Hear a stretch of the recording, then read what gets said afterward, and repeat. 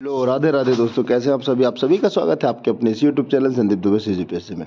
देखो, आज वैसे तो एक गुड न्यूज़ है कि 12 तारीख को सीजीपीएससी प्रीलिम्स का एग्ज़ाम होगा। ये तो अश्योर हो गया है, क्योंकि हाल ही में आज ही के डेट में सीजी मतलब राज्य सेवा आयोग ने, ठीक है, आपका एडमिट कार्ड जारी कर दिया है। कहाँ सेंटर मिला है आप बिल्कुल जाके देख लीजिए, डाउनलोड कर लीजिए, अपने स्ट्रेटेजी बना लीजिए, क्योंकि 12 तारीख को आपका एग्ज़ाम होगा। फिक्स है भाई, मेरा भी एग्ज़ाम है, आपका भी एग्ज़ाम है।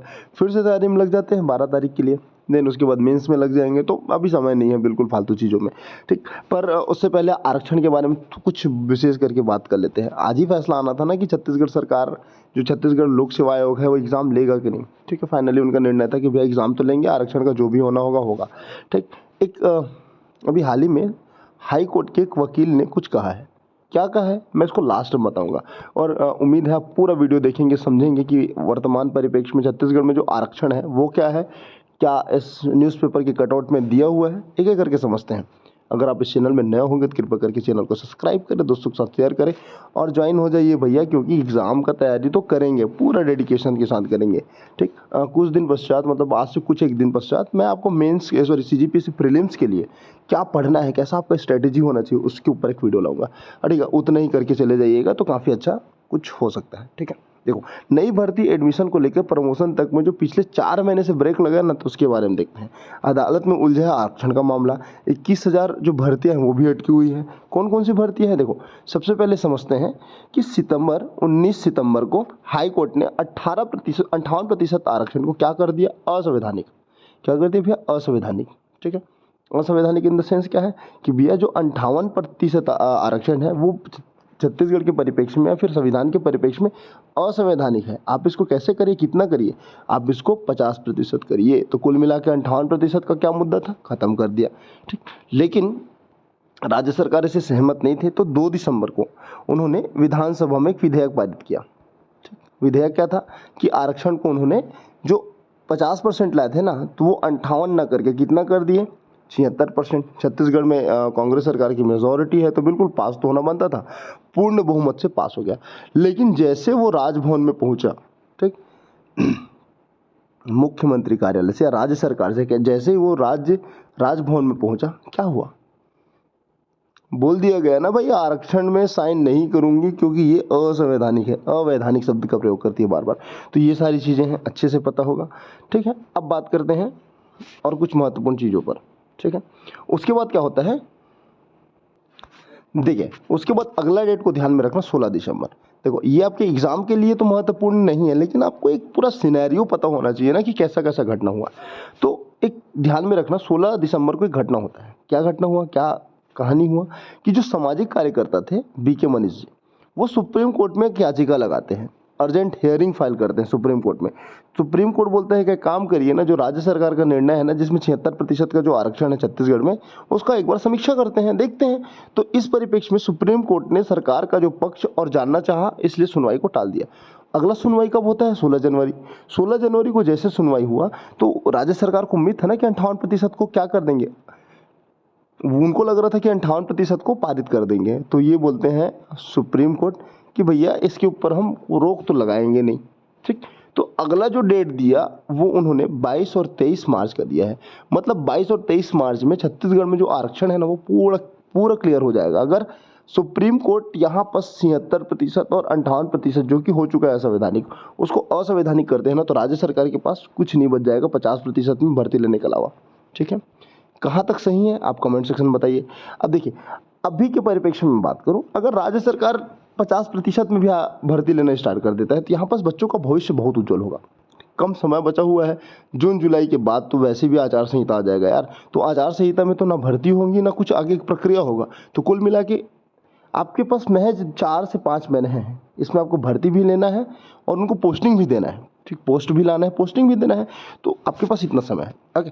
तो अभी हाल ही में कितने एग्जाम रद्द हुए, तो आरक्षण रद्द होने से प्रभावित जो होने वाले रिजल्ट है, जैसे सब इंस्पेक्टर 2018 का फॉर्म भरा हुआ था, हाल ही में एग्जाम हुआ 29 जनवरी को एग्जाम हुआ, तो क्या रिजल्ट आएगा, बिल्कुल रिजल्ट नहीं आएगा, क्योंकि यहाँ पर आरक्षण का पेज फंसा हुआ है, तो रिजल्ट देंगे नहीं।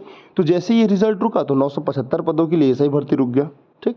उसके बाद क्या हुआ, पीएससी सिविल सर्वा जो 2021 का है सिविल सेवा परीक्षा, उसका प्रीलिम्स हुआ, मेंस हुआ, इंटरव्यू हुआ, रिजल्ट रोक दिए, इंटरव्यू हुआ, रिजल्ट रोक दिए। तो कुल मिला के दूसरा ये कहानी। ठीक। तीसरा, वन विभाग का एग्जाम हुआ था, ठीक है, तो इसमें भी इंटरव्यू होना था, मतलब प्रीलिम्स का तो रिजल्ट आ गया लेकिन इंटरव्यू करंट फिर रोक दिए। ओके। सीजीपीएससी में प्यून का एग्जाम हुआ, उसको भी रोक दिए। ठीक है। व्यापम ने साइंटिस्ट का रिजल्ट, उसको भी रोक दिया। पटवारी के बाद जो नियुक्तियां थी उसको भी रोक दी। Data entry operator high grade 3 था, उसकी भी भर्ती रोक दी। विधानसभा भर्ती परीक्षा थी, उसको भी रोक दी। एडीओ को पोस्ट आने वाला था, वो भी वर्तमान में नहीं आया। तो बहुत सारी चीजें यहाँ पर शुरू हुई हैं। यहाँ तक तो समझे होंगे, अच्छे से समझ गए होंगे। ठीक है। ओके। देखो यहाँ पर ना 250 के आसपास एडीओ की भर्ती आने वाली थी। ठीक। 200 के आसपास आपको हॉस्टल वार्डन दिखने वाला था, 400 था एक्चुअल में। लेबर इंस्पेक्टर के भी बहुत सारे पोस्ट थे। अमीन पटवारी का भी पोस्ट आने वाला था ये। और शिक्षक भर्ती, आप जो अभी वर्तमान में शिक्षक भर्ती का पोस्ट लगभग 2400, वो भी रुका हुआ है। तो कितने सारे भर्तियां रुक गई हैं यार। तो इस परिप्रेक्ष्य में इसको ध्यान में रखिएगा आप। ठीक है। तो जहाँ तक मुझे लगता है ना, तो ये जो जितना भी भर्तियां रुकी हुई हैं या जो भर्तियां होने वाली है वो नहीं आई है, तो ये सब मुद्दा को, आरक्षण को एक अलग जगह रखो। ठीक। चुनाव को एक अलग जगह रखो। आप कुछ मत करो, आप भर्ती लो, ताकि आपका जो छवि है वो भी अच्छा बने रहे। भविष्य में आपका फिर से सरकार आ जाए तो इसके लिए आपको नियुक्ति देनी होगी। तो नियुक्ति के लिए आप पोस्ट लाना पड़ेगा, आरक्षण का पेज को क्लियर करना पड़ेगा। अगर आपको नहीं लगता तो एक काम करिए, फिर से राज्य सरकार को विधानसभा में 58% को पारित करवा के राज्यपाल के पास साइन करवा दे, तो कम से कम 58 ही रहेगा। तो यहाँ तो भर्ती होगा, 76 नहीं दे रहे तो 58 रख दो। भाई भर्ती होनी चाहिए, मेरा मतलब ये है। आप क्या विचार करते हैं, आप बताइए। अब देखो, मैं एक महत्वपूर्ण विषय के बारे में बात करता हूँ। एक जो वकील थे हाई कोर्ट के, वो क्या बोलते हैं, पूरा वीडियो को बिना स्किप करे देखिए, आपको बहुत अच्छे समझ आएगा। देखिए, मैं आपको इससे अवगत कराता हूँ। हाई कोर्ट का जो अभी रिजर्वेशन है उसके बारे में कुछ महत्वपूर्ण अपडेट है। देखो, हाई कोर्ट के एक सीनियर डिजाइंड, एक्चुअल में सीनियर डेजिग्नेटेड ऑफिसर है, लॉयर है, उन्होंने स्पष्ट कहा, क्या कहा, कि कोई भी वैकेंसी निकाल दे, ना तो सरकार उसका रिजल्ट देगी, नहीं ज्वाइनिंग देगा। कब तक? 2024 अप्रैल तक। क्यों बोला जा रहा है भैया? क्योंकि अभी हाल ही में 6 महीने बाद आचार संहिता है, जून जुलाई के बाद। उसके बाद चुनाव होगा। चुनाव के 1 साल बाद कोई पोस्टिंग नहीं होता, कोई इंटरव्यू नहीं होता, कोई कुछ नहीं होता, तो वो तो ऐसे ही रुक जाएगी। तो 1.5 साल तो आपका गया ना भाई। 1.5 साल बहुत समय होता है भाई। ये कोरोना के कारण 2 साल गया, आरक्षण के कारण फिर साल भर जा रहा है, तो फिर आचार संहिता, चुनाव के कारण फिर 1.5 साल जाएगा। तो भैया 5 साल तो ऐसे ही हो गया यार। तो ये सारी चीज़ें को उन्होंने कहा। ठीक है। अगर कोई नई वैकेंसी आती है जिसमें एक से अधिक चरण है, जैसे प्रीलिम्स, मेंस, फिर इंटरव्यू, फिर फिजिकल वगैरह, जैसे सहायक ग्रेड 3 हो गया, या फिर एसआई हो गया, या फिर सीजीपीएससी होगा, तो उसका कोई भविष्य नहीं है। उसका भविष्य इसलिए नहीं है क्योंकि आरक्षण तो क्लियर ही नहीं है। जैसे आरक्षण क्लियर नहीं है तो कहाँ का कुछ आगे बढ़ेगा, ये सारी चीज़ें। तो 2024 से पहले आरक्षण का मतलब ज्वाइनिंग का कोई रास्ता नहीं खुल सकता। 50% में राज्य सरकार कराना नहीं चाहती, ठीक है, और 58% असंवैधानिक है। तो कुल मिला के ये दोनों मुद्दे ऐसा फंसा हुआ है ना, जिसमें सभी का घाटा है, मतलब खासकर विद्यार्थियों का। तो ये सारी चीज़ें हैं। ठीक। तो उम्मीद है सारी चीज़ें आपको समझ आया होगा। लेकिन देखो, राज्य सरकार भी आपके हित में ही काम कर रही है। वो उनको लगता है जो बेहतर है वो करेंगे। मुझे लगता है कि 50% में ही दे दे, लास्ट अगर नहीं बनता तो 58% में दे दे। किसी के साथ अहित मत हो, कम से कम भर्ती होनी चाहिए। ओके। और इससे उनका चुनावी रास्ता भी क्लियर हो जाएगा कि भैया भविष्य में उनको आगे बढ़ने का मौका मिलेगा, और विद्यार्थियों के भविष्य को वो और बेहतर बना सकते हैं ये निर्णय लेके। आपको क्या राय है, कमेंट सेक्शन में बताइएगा। तब तक के लिए जय श्री कृष्ण, राधे राधे। मिलते हैं अगले वीडियो में। तब तक के लिए गॉड ब्लेस यू ऑल।